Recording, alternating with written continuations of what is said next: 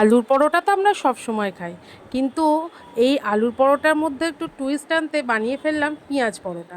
পেঁয়াজ, কাঁচা পেঁয়াজ দিয়ে একদম, আলুটাকে তো একটু দিতেই হবে, নইলে তো ভালোভাবে খাওয়াটা মানে পুরটা ঠিকঠাক হবে না। একটু আলু দিয়েছি সামান্য পরিমাণ, মানে একটা আলু সেদ্ধ, একটা গোটা আলুর হাফ আলু দিয়েছি, আর বাকিটা পুরো পেঁয়াজ।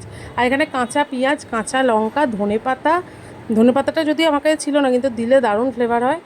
আর হচ্ছে জিরে গুঁড়ো, ধনে গুঁড়ো, লঙ্কা গুঁড়ো, ব্যাস, হলুদ গুঁড়ো একটু দিয়েছি, ব্যাস।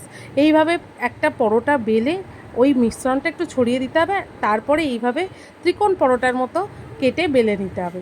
কারণ প্রত্যেকটা পরোতে পরোতে তাহলে ওই যে পেঁয়াজ আর আলুর যে পুরটা, সেটা একদম চলে যাবে। এত সুন্দর এটা খেতে লাগে, আর আমার ছেলেদের খুব ফেভারিট। এটা যদিও আমি প্রথমবার ট্রাই করলাম, কিন্তু ছেলেদের খুব ভালো লেগেছে, বলেছে আবার বারবার করবে।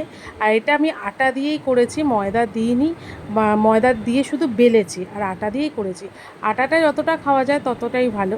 তো দেখো, একদম লোভনীয় পেঁয়াজ পরোটা, সাথে একটু সস, আর কি চাই। টাটা।